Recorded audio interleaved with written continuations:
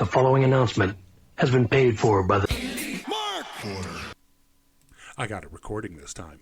Welcome to the Elite Mark Order podcast, where we talk about all things AEW. Let's talk wrestling. I've got a PhD in THC. I'm the Doctor of Pot, CosmicScott. And tonight, I am joined by my co-host, who decided himself that he was going to join me, and is under the influence as we speak. So my co-host, who also is lit, JayV, how are you tonight, sir? I'm doing good. It's good to be back after taking a couple weeks off. Yeah. Looking forward to the pay-per-view a little bit more now than I was before Dynamite tonight. So yeah, this can be a good preview for the show, the World's End pay-per-view. And hopefully AEW can close out the year strong with a couple bangers. And let's get into it. So first of all, I fucked that intro up. I had something really cool planned, and I spaced it because that was about an hour ago while I was watching the show, and I forgot to take a note. What can you do? If you haven't already, please give us a subscribe. Hit the like button. Leave a comment down below your thoughts on Dynamite, on World's End, on any of that stuff. And, of course, it always helps. Hit the subscribe because we are on the drive to 1,000. So let's talk about... Well, let's just run down the show here real quick because there are a couple of developments that are going to impact heavily this Saturday's show. So... You've got the rundown. Let's just talk about the segments in order real fast, starting with the top and work our way down. Jay? All right, talking about the World's End pay-per-view or Dynamite tonight? Let's talk about Dynamite real fast, and then we'll work on the actual pay-per-view. Just have the matches. I just have the matches. I don't have the segments. You know what? That's the important part. There wasn't really a ton of segments that really mattered. Yeah, I'll kick it off with the triple threat, which was Mox versus Jay White versus Swerve Strickland. There was, of course, a ton of action. All three of these guys are some of the best in the business. So it was an excellent match. It was not a great match. I thought it could have been a lot better. And I think it was a kind of a shock ending. Scott, what did you think? I don't think any of us were expecting the match to finish like it did. Realistically, we should have kind of expected Super Mox. I mean... Kind of, because he is really modeling his run currently after the Super Cena of old. And he wins, and that's not always great. It is, as Robert said earlier, a bit boring and predictable. I was hoping they were going to go with Jay White, who's going to get a quick win, one of those steal it out of the corner of your eye wins, and then it would be him versus Eddie for the finals. And I think that would be fitting since it is a mid-card, even though they're pushing it to be more than that with these competitors. I don't know that the title is worth it yet. They're trying their damnedest. It feels a little too hard. I'd have still liked Jay White because he's got experience a lot more than these guys with this exact type of tournament. They talked about it a few times. Was it a good match? Of course it was a good match. These are three of the top guys. First of all, Jay White, who's been sniffing around the title picture since he got here. Swerve Strickland, who absolutely proves time after time the man deserves the title in 2024. Sooner rather than later, the dude is going to break out. He's going to hit mainstream with more than Prince Nana's dance. Something's going to happen. He's going to say or do something, and it's going to go viral. So I say give that man a title soon. Mox is overplayed. We've talked about it time and time again. You especially have been vocal about it. And you're right. He's overexposed. He's overplayed. He's on TV too much. I think it would have been better off if he had lost and it had been Jay White. However, Mox versus the ultimate winner, be it Danielson or Kingston, was still a good choice. But I'd rather maybe he lose and we see some new people. I know you were talking about during the actual show, you said something about there are three two new stars and Moxley, and they went with Moxley. So Yeah. I think Swerve, Swerve. I wanted to see Swerve win it. I picked Swerve to win. I thought he would. I thought it would be a lot of attention for him, and I thought he would lose to Kingston. So, but that didn't happen. Swerve is fighting Keith Lee on the show, which is a match that we've been waiting for over a year. Finally. So I think that's awesome. Like, I'm really excited to see it. I've been waiting for this match for a long time. I think the booking around making us wait a year for this is horrible. I think it's bullshit. But I don't know the background behind why. I don't know if previously Keith Lee said, no, I'm not doing the job, or Swerve said, I'm not doing the job, or if they just said, yeah, we can't really, we're not, I don't know why it didn't happen until a year.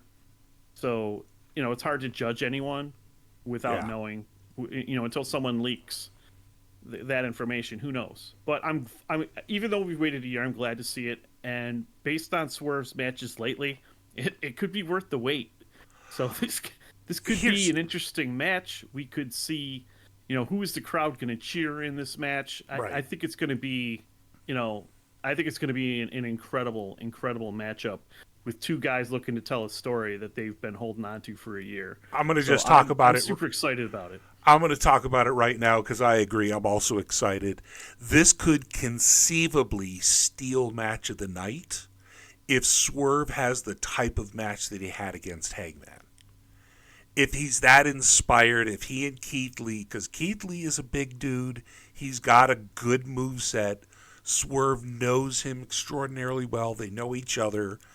If they play off each other as well as he did off of Hangman, this could be a blowout match. The reason they waited a year could be because Tony wanted to build Swerve up and have this match against Keith Lee and bring Keith Lee up to that level with him. I don't know, but that's how it's working now to me.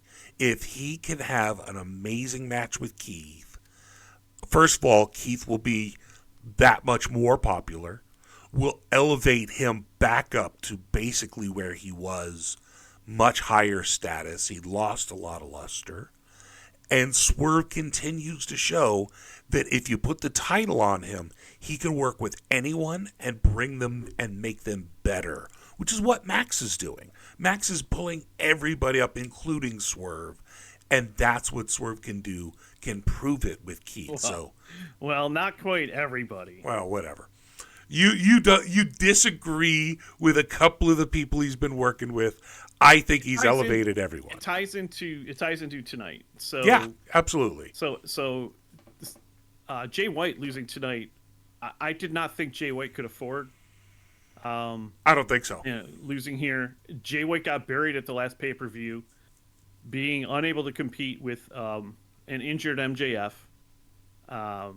and Jay White looked awful after that pay-per-view. So I'm glad he got bumped up to the finals. I don't know if that was if Tony said, yeah, I wasn't planning on Jay to go to the finals, but he could probably use it. So maybe this was a nod to help keep him strong. I think it was built in. I think the entire tournament was scripted this way. I honestly do. Yeah, I mean, things change. So I'm just wondering if, maybe because of what happened at the pay-per-view, Maybe. So just speculation. Yeah. But, yeah, Jay White, I would have rather seen... Swerve was my first pick. Jay was my second. Mox was third. But, getting to see Moxley versus Kingston, I mean, these guys have had a story going on for years. It's long-term storytelling. So, I'm okay with it. I think it's going to be a good match. I'll be freaking... I can't imagine Moxley winning. No. That would be... him being the ROH champion. It's what? So Mox went from WWE champ to AEW champ to ROH champ. Come the fuck on. That just doesn't make any sense. So what makes sense is exactly what Mox said in his promo tonight. I wanted you to push and be the best and bring out the number one Eddie Kingston that I always saw, because otherwise you're a lazy bastard. You're a bum, as was the match chant earlier or later in the night. So I think that Mox being his opponent is a fantastic story. And his Mox being Danielson's opponent's a great story too. Don't want to spoil it for later.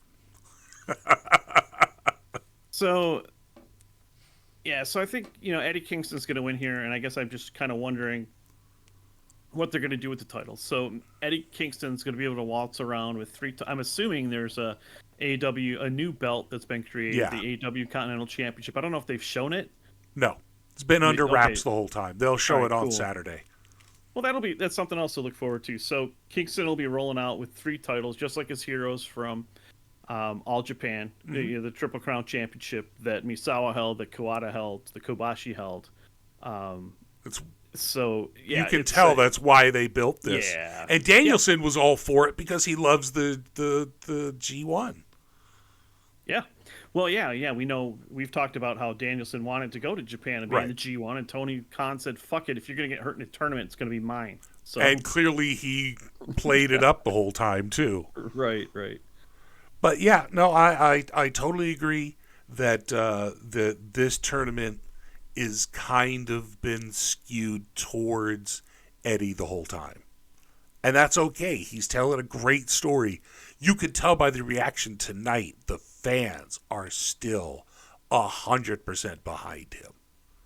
And there was a good crowd tonight. Yeah, TK booked this well. Other than Takeshita, Hangman, Kenny Omega, which he wouldn't have been a factor in the finish. But it's like 3 of your Kyle Fletcher, some of your top guys not being in the tournament was frustrating. Maybe we'll get him next year. Fletcher got to win a title. I don't have a problem with him not being in the Continental Classic. I'm just throwing it out there because Fletcher is phenomenal. I agree. Super high on Fletcher right now, higher than anyone except for Ospreay. Or Zack Sabre. There's a lot of people who know how good Fletcher is. I agree with you. They just keep a fucking eye on him. Absolutely. Yep. And maybe Nick Wayne will even be in it next year. So hell, maybe Billy Starks will be in it too. The prodigy Nick Wayne. She's stronger than a lot of these dudes. She had her first pay-per-view, and good on her. She did a hell of a job. I just watched it tonight. Yeah, I saw clips of it, and you know, Billy is an amazing athlete. There's no question. She deserves more accolades. She'll be getting more. I think working with Athena is doing her a world of good. Mm-hmm. Yeah. By the way, just don't forget, you all can join this conversation by joining us in the Discord. Go to EliteMarkOrder.com, click on Join the Discord, join us in these conversations online, in chat, or you can comment on YouTube. Either way. What was the next match that we had to talk about tonight? Or my brother, Brian, feel free to send me a text if you want to chat. I know you like listening on Saturday mornings, so just throwing it out there. Yeah, Mark in chat mentioned she graduated, Billy Starks, as we know, high school valedictorian, all honors, while training and regularly wrestling. That is absolutely true, Mark. Does Mark know which Elite Mark Order member's son was in the same high school class as Billy? That's true. Now that they've graduated, maybe it's time we reveal that. But Lawyer Scott. There you go. Got to say that we are very aware of Billy Starks in this Discord. JV has been touting her for quite a while, and Scott, of course, is quite the fan because she seems to be quite the prodigy, even though Nick Wayne has that nickname right now. Yep. But hey, so just to jump back to Dynamite, if you want, please. We had the 2 Continental Classic League Finals matchups. So there was the other 2 matches was the Sky Blue Statlander match. Sky Blue got the win here. I wasn't really expecting that. I was not very interested in the match though. So Scott, I don't know if you have any thoughts on So there was this a match couple. or anything it sets up for the pay-per-view. There were a couple of things I thought interesting. First of all, they brought out Stokely. So he was talking about potentially recruiting Sky Blue, or no, he was talking about recruiting Statlander. So there's a bit of a storyline going in with him. He's a great mouthpiece. Statlander could use that. And then there was the story with Julia Hart and Sky Blue. And, Sky did great. She's picked up some momentum. She did get to beat Statlander. They mentioned Stat hadn't been beaten 19 months. I thought that was impressive till I realized she was injured like 16 of those months. So, not quite the stat, as it were. The match itself, Sky once again is showing that she's growing and getting better and better. Her character was coming through more. She played the heel much better. The involvement with Julia, the team that's clearly forming, and then Willow getting involved at the end, plus Abaddon. I think there's a lot going around the TBS title that maybe is a lot better than what's going on with some of the stuff at the world title level. Now, Toni Storm is fantastic. She did have a segment earlier. I think her Maria May, Melinda May, Mariah May, her stand-in, her whatever it is. She's from Stardom, by the way. Did you know that? She's I did hear that she participated in Stardom once or twice. yeah. She's following in the footsteps of her superstar, just like her hero Toni Storm, who she worked with in Stardom. In case you didn't know that. So I'm okay with what's going on with Toni and her stuff and Mariah and Riho and that sort of level. And then you've got some of the outsider stuff and the romance with Ruby and Angelo. Wow, is that mid-level? That is so mid.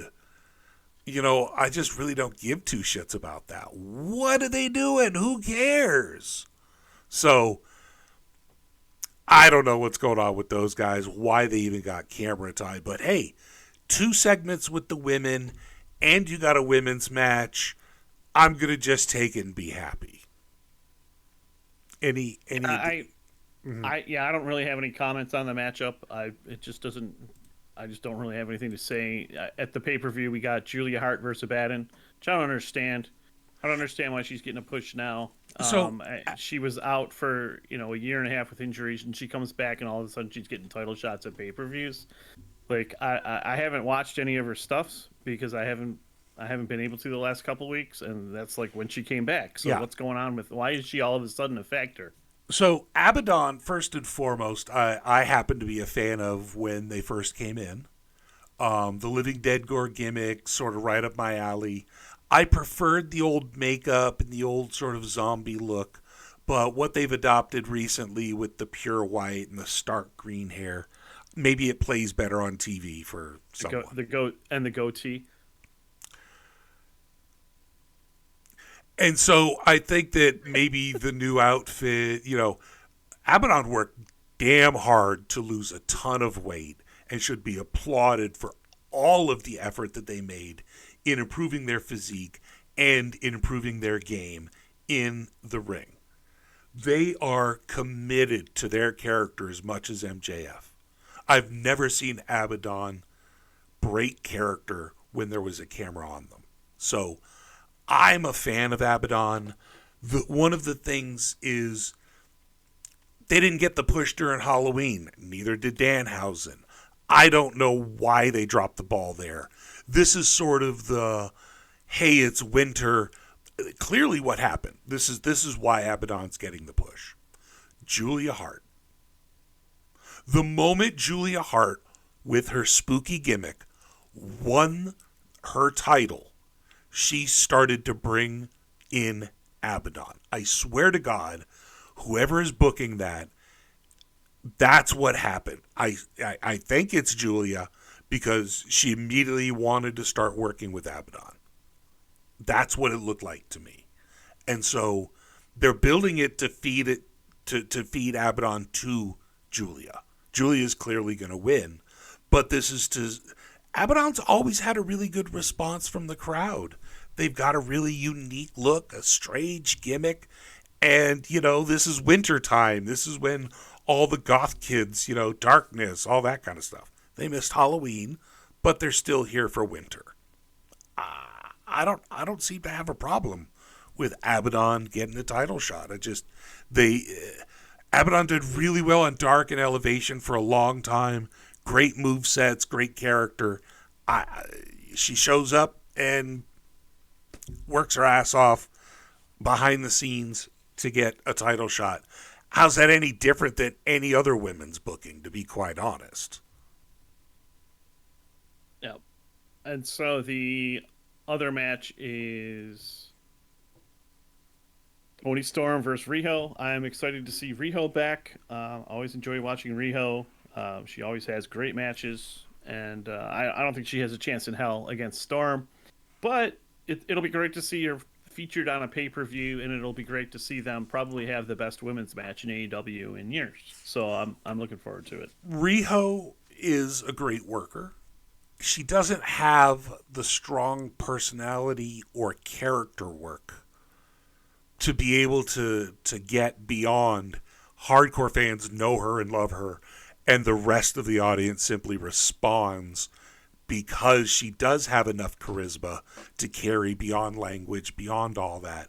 Once she's in the ring, people respond like crazy. So she's got a really weird sort of...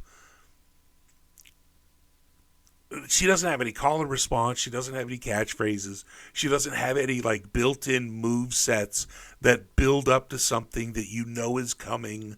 She does a big stomp from the top rope, which great at 98 pounds.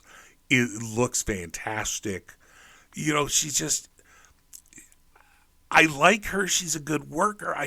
She's not world championship material, even though she was the first world champ for AEW, and I don't know. If you ever use her in Fight Forever, she's really difficult to win with because she is so small. And it's just hard to sometimes make her come across as believable, even if she's got smaller opponents like Toni Storm. And there's no way she wins against Toni Storm, who's having the career-defining run of her life with this character. The black and white camera, Luther, everything came together. It's fantastic. She's going to continue for a while longer as champion. So Riho's just being fed to her. That kind of makes no sense. Riho came out of nowhere. Why does she get a title shot? Just because she's a former champion. I think she won a match that got her the title shot. Oh, maybe she did. An eliminator match.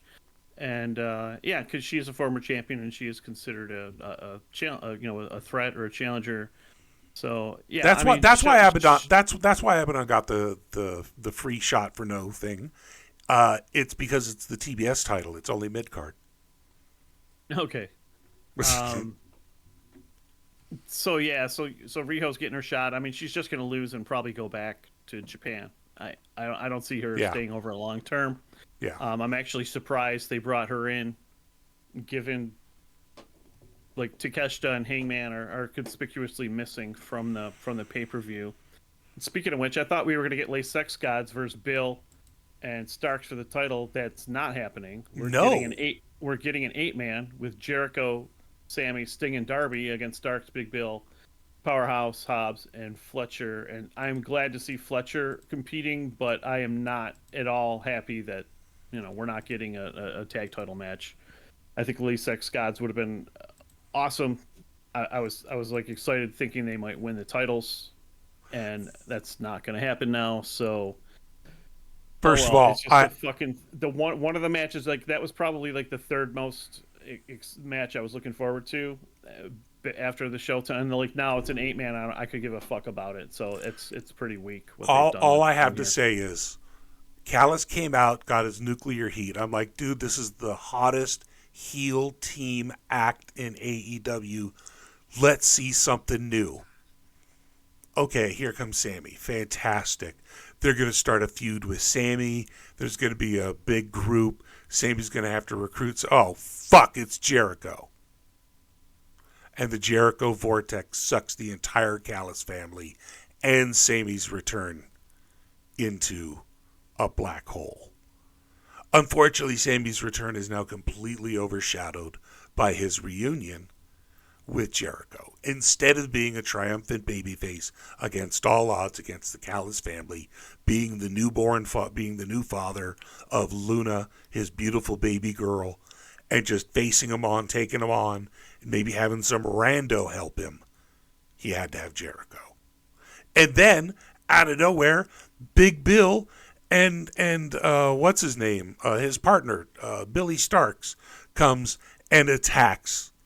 And then, out of nowhere, the lights go black. And I'm like, okay, House of Black shows up. Maybe they have a 4-way with House of Black, Starks and Big Bill, and the other team, the Callis family.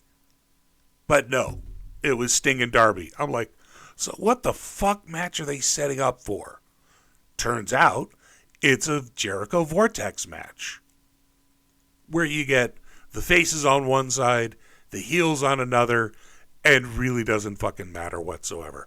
This is a Rampage match. Why is it on the pay-per-view? Why is Yuta and Hook on the pay-per-view?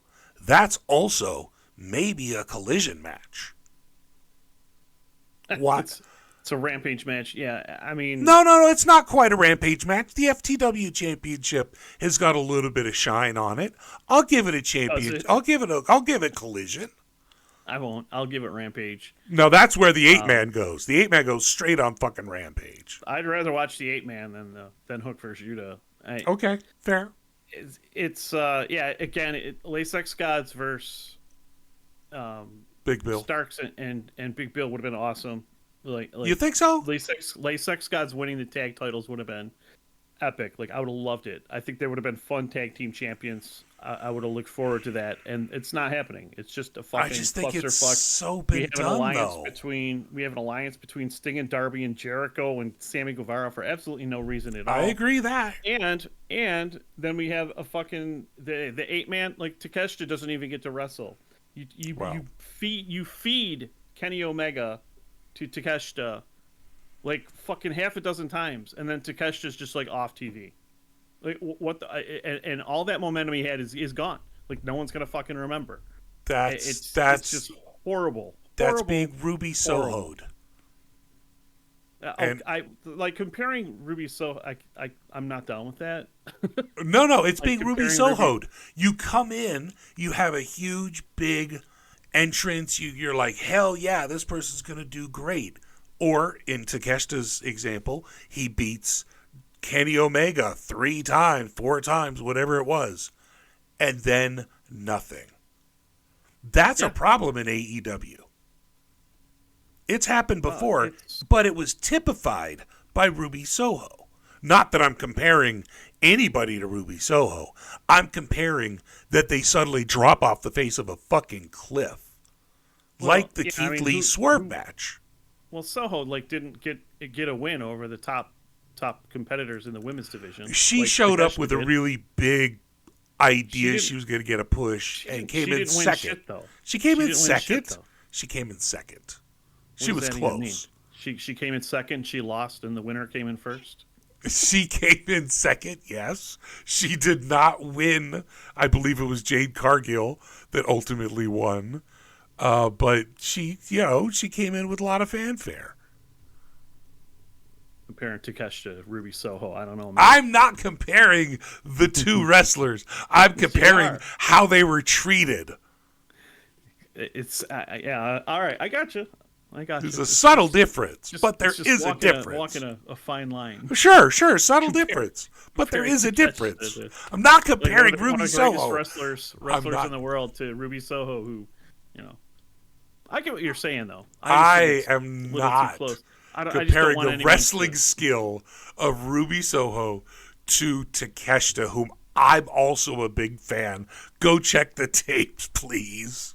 So I like the man. So if Takeshita fought Soho, Takeshita would win, and you'd be like, well, Ruby came in second. Right. See, it's Right. that edible, man. It's that edible. Yeah, okay, Normally whatever. Look, man, first and foremost, second is just first loser. I understand this. But the fact is, you can make a career out of second. Yeah, like look at Disco Inferno. No, Disco Inferno was never near He second. was the second. He was looking up at the shoes of fifth. He was hit in the mid card, over with the boys. No one ever left the show thinking about him, but he made a living off it. So I'm talking about like NASCAR, where you don't have to come in first, but if you come in second every race, you could probably take home the championship. yeah, That's what I'm talking about. There are examples, but all right. second is not always the worst. I am saying it's first loser. Don't get me wrong. It's first loser. You brought up Hook versus Yuta. What's the build here? I don't even know what it is. But Wheeler said something to him on an interview once weeks ago. Oh, okay. So that Something. has to be like the second announced match for the show. That's Well, right. I mean, Wheeler did something with another guy. I don't fucking know. It's okay. really Yeah, been, I don't know either. There's So, not really any build-up, which is why it needs to be on fucking Collision or Rampage. I mean, it should at least be a 0-hour show. Or Well, no, I mean, there's it is something a interesting pre-show. going on in 0 Hour. It is a pre-show, so there's 2 pre-shows here. Hook Wheeler is pre-show. Okay, I feel a lot better Okay, about well, that. that- That makes sense. It does. So It it's does fine. I can't- actually. I can't And the Battle complain Royal, about I it. assume, is going to be pre-show. It is. It Yeah. is. Of course. So, for a future, maybe Takeshita will get the win. Him and Hangman, they'll probably eliminate each other. They'll be the first guys out. Oh, yeah, in the Battle Royal, yeah, Takeshita's nowhere near that winner. But he'll be in there. Kenny's handpicked successors that can actually wrestle, just getting shit all over by the fucking Booker. I'm not sure what's going on because That's like the Takeshita, Bucks. we talked about him at length in 2022, 2023. How awesome tonight! Like if instead of that dude doing the Heat Seeker on MJF, Right. if the fucking 2 mask guys fucking busted out the Meltzer driver and it was the Bucks. You know, we were talking about that in the chat earlier also, where it's possible, however Oh, man. unlikely, that it's the Bucks, Cutler, and Colt Cabana. Because they were going to be repackaged. They were going to come back Yeah. as heels. And they coming if back that- as the devil, you know. If that was the Bucks tonight, I literally don't know. I would have been so shocked, and I would have marked out so hard. I think that would have been like. First of all, they didn't reveal the masked guys at all, I know, so we don't it fucking still know. Could be. But But it if definitely it had is tonight- not the fucking Jackson brothers. It is But not if the it had Bucks. tonight, it would have probably been my second biggest mark out in AEW. The first one being when we got Hanger and Kenny against the Bucks at Revolution, Sure. when that got set up on that Dynamite. But anyhow, I think So- we're moving on to. There is a match that we have not talked about at all. They did a little bit of setup in tonight's TV show. They only did a couple of segments throughout the entire show, as they did, early, mid, late, and near closing. And that was Christian Cage versus Adam Copeland. And they did supposed to be an interview, and he kept Christian waiting, kept him waiting, showed up, just brawled his way through it. So they didn't really ever have the interview, but they did have segments where Cage kept complaining about Copeland. What do you think about that match, Jay? I'm not a fan of the ruthless aggression era being brought back to life in AEW. That's not why AEW was formed. When there were rumors that Copeland was coming to AEW, I'm like, yeah, that's fine, so long as they don't put him in a feud with Christian, because I don't want to see those 2 guys fight. I saw them fight fucking 20 years ago, and here we are. So I'm indifferent about it. I'm going to watch the match. I'll probably enjoy it. I'll be interested about how Nick Wayne's being used. But at the same time, like, I mean, I would not spend money to see this match. So I don't know. I guess it is what it is.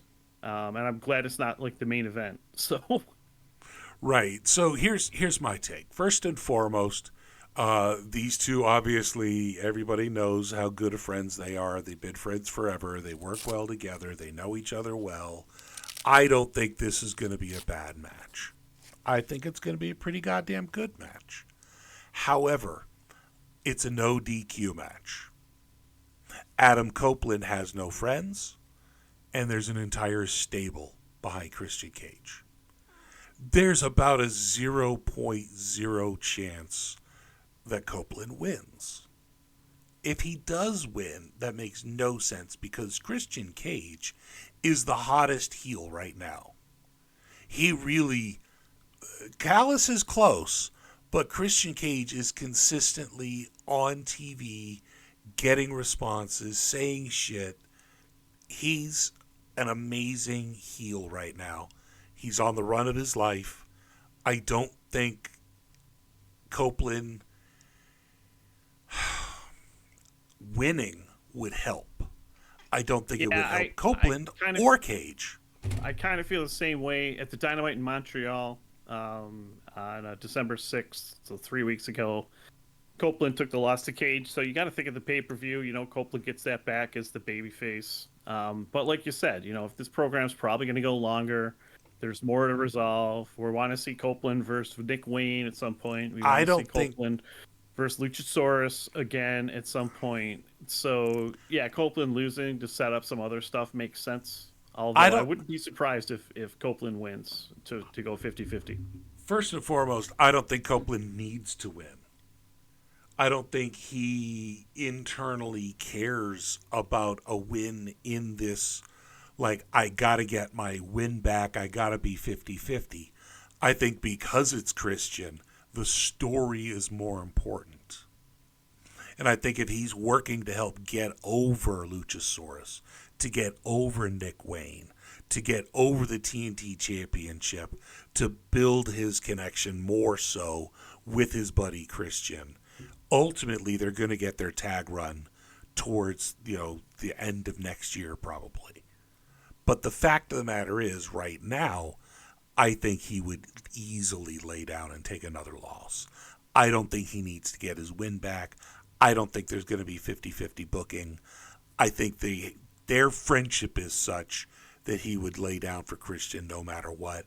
And I think the better story is how Nick Wayne helps win against Copeland, because him getting the big move that puts Copeland away builds up Nick Wayne.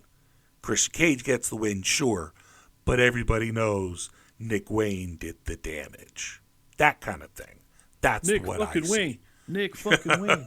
Nick fucking Wayne. Speaking of, it was hysterical. Before I'm watching the fight feed, so they're in picture.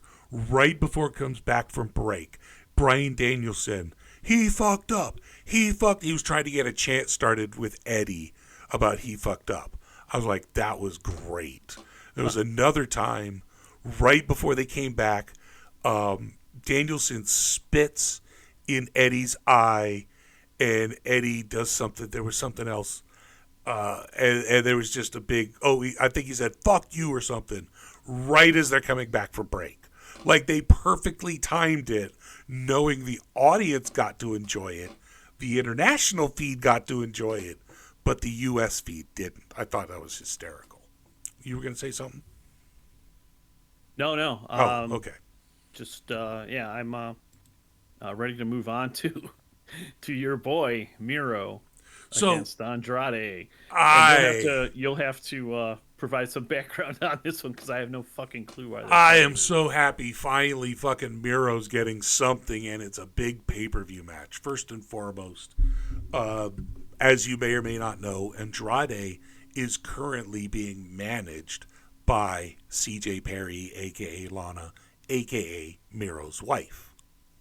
So he made a promise that as long as Andrade was in the C2 tournament, Miro wasn't going to touch him. Well, Andrade's out. So now Miro's like, I'm going to destroy you. Has nothing to do with my wife. Has nothing to do with the tournament. I just think you're an asshole. And I'm the Redeemer. I'm like, okay, Miro. He can always cut a promo. He's got one of those sort of intensities. He's got the gift of gab. He really does. I've watched him on Twitch. I've watched him before he stopped twitching. Before he got hired in AEW and turned heel. His Twitch streams were always entertaining. He took no shit. He's a card. So I know that his match is going to be fire. Andrade has a lot to prove. He needs a win. He lost in the tournament. He needs to prove that he's better than he's been perceived so far. Lana was in the hospital recently, so I don't even know if CJ Perry was in the hospital recently.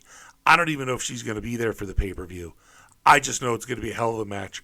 Andrade and Miro are going to work stiff as hell. They're going to beat the holy living hell out of each other. That's what I anticipate. This is a meat match. This is a meat match where Andrade isn't quite as meaty, but it's a meat match. There's going to be a lot of chops. Yeah, it's going to be... they're going to beat the hell out of each other, and looking forward to it. So, the last match we have yet to talk about, other than the 20-man Battle Royal, who really cares, even though they get a TNT Championship match. So, okay, speculation. Who do you think wins the Battle Royal? Just pure speculation. Takeshita as a wish. Okay, Takeshita, fair enough. I'm going to go with, let's see, completely unexpected, out of the blue, never going to win against Christian or Edge, Danhausen. That would be fun. There you go. Danhausen brings the adventure no matter what. There we go. The last match we're going to talk about, which is the preview for the pay-per-view, the number one thing that everybody's got on their minds, who is the devil? MJF versus Samoa Joe. Now, we found out tonight that there was some sort of deal that Joe made with the devil. Pleasure doing business with you. I took it as Joe did business with the devil to set up MJF so he could beat the living hell out of him and have the advantage going into the pay-per-view. Did you take it differently?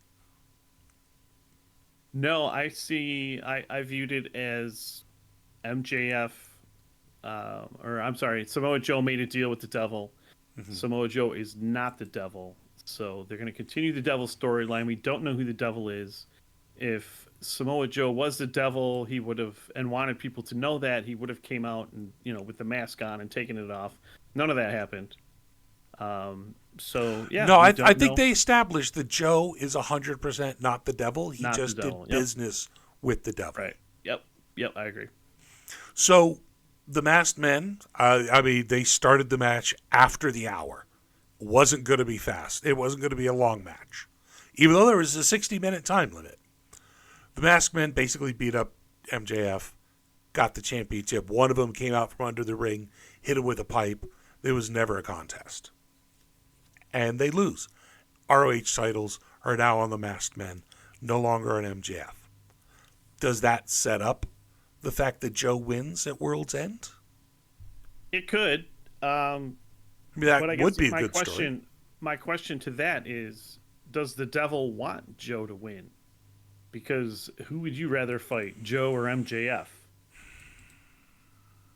So, I would always want to fight MJF because he's a smaller guy who's clearly very, very hurt. Right. But realistically, Joe needs to beat the ever-loving shit out of MJF and win. There should be, logically, zero reason after all the beatdowns, all the beatings, all the setup, all the mind games, the overwhelming advantage that Joe has, he logically should win. Now, there's a good story if MJF wins.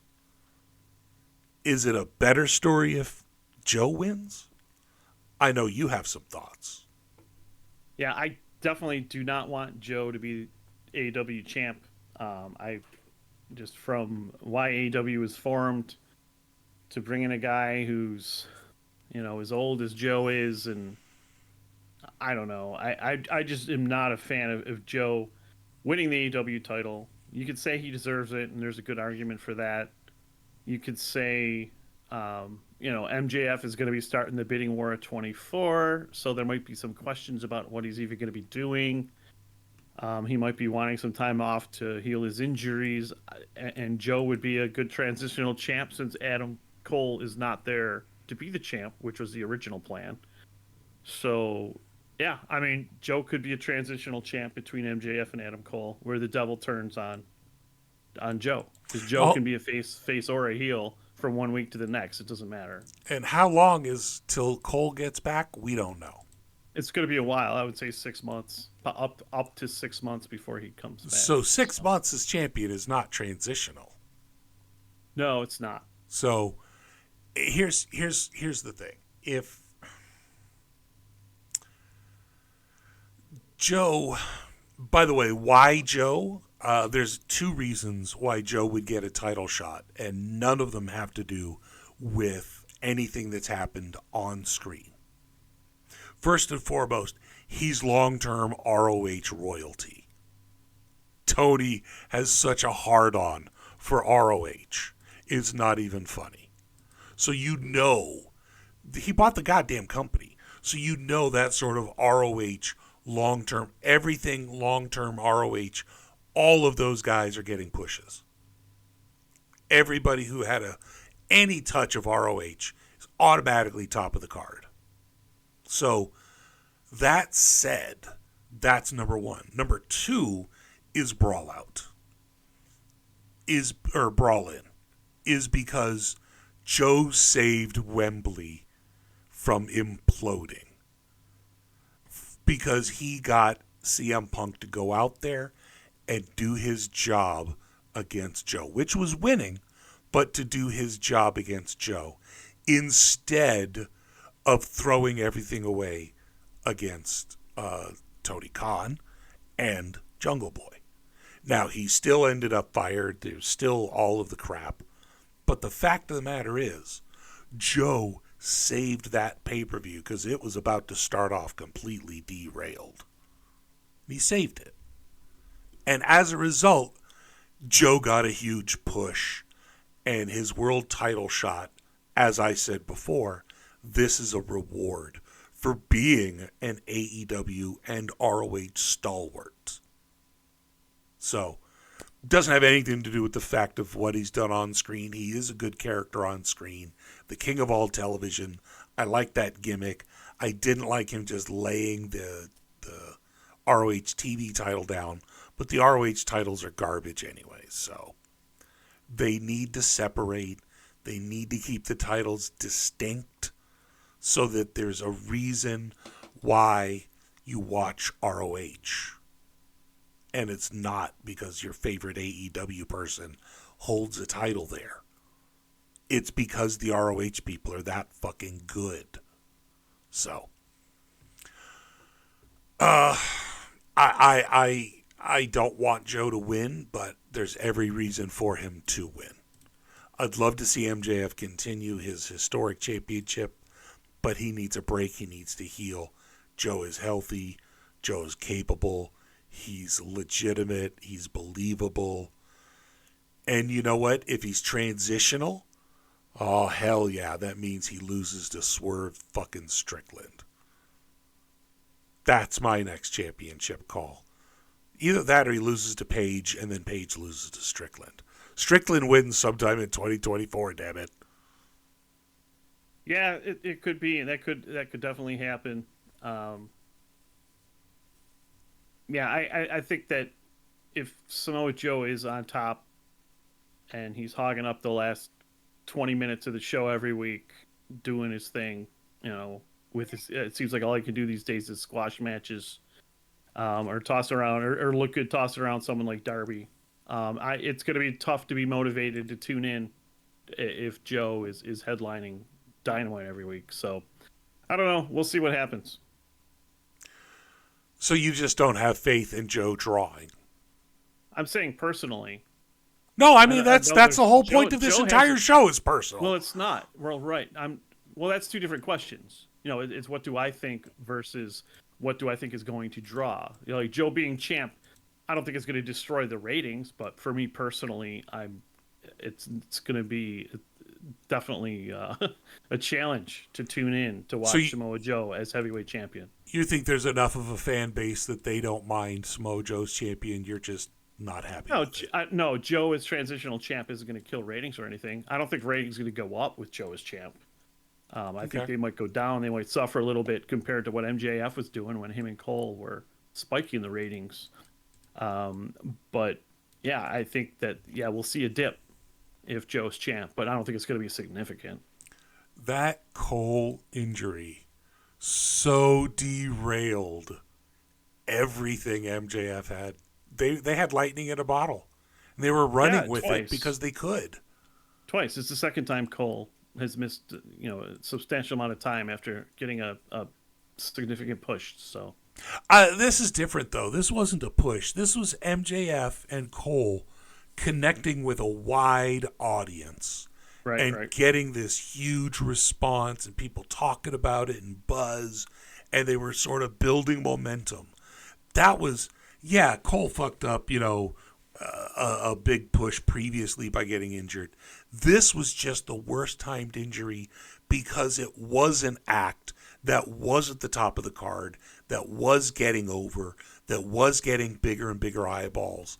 That's what really sucks. This whole fucking thing got derailed, and now your favorite, Roddy Strong, had to step up, started doing my, proxy best friend kind of stuff, which not as good, but, Cole is injured. He needs to stay and get healthy. Same thing can be said for MJF. You know what? They can reignite in 2024. I have no doubt those two together can reignite in time for Wembley. Let them go at it again. Not necessarily for the... You know what? We need to do a prediction show. Prediction / year-end awards. Okay. Maybe next week we can do after the pay-per-view. We can talk about doing a. I'm gonna be heading on a little trip right after the pay-per-view. So I'll be back on Tuesday the 2nd. But yeah, maybe like later next week, like Thursday or Friday next week, we can do a recap of the pay-per-view, a recap of Dynamite, year-end awards / predictions. Or some combination of the above. That does sound like an awfully long show, but yeah, that's... we can split it up. Sure. I think that we definitely can do some predictions because I think that's always fun. And then we can look back next, New Year's Eve and go, hey, look how dumb we were at what we thought was going to happen. And then we did the prediction show, we did the year-end awards last year, about 1 year ago. And we did actual voting. We got voting from each of the Elite Mark Order members. And we talked about each of the winners in each of those categories, so we could follow that up. We will have to look into that. I do recall doing it last year vaguely through the haze of my very, very stoned mind. Speaking of, unless you have any final thoughts, I think it's about time that we wrap this bad boy up. Nope. Looking forward to the pay-per-view. I don't know what's going on Collision on Friday. I don't even watch anymore. but looking forward to pay-per-view on Saturday. And to all of our loyal listeners, I hope you had a wonderful Christmas or Hanukkah or whatever you celebrated over the past week. And have a great Happy New Year on Sunday night. And we'll talk to you soon. Fantastic. Well, JV, I hope you yourself had a fantastic holiday. I know I had a pretty good season. And this new year, maybe AEW could pick things back up. I want to thank everybody who's still listening. Don't forget to join us at EliteMarkOrder.com and join us in the Discord. We'd love to hear from you. Other than that, there's only one thing left to say, and that's JJ for life.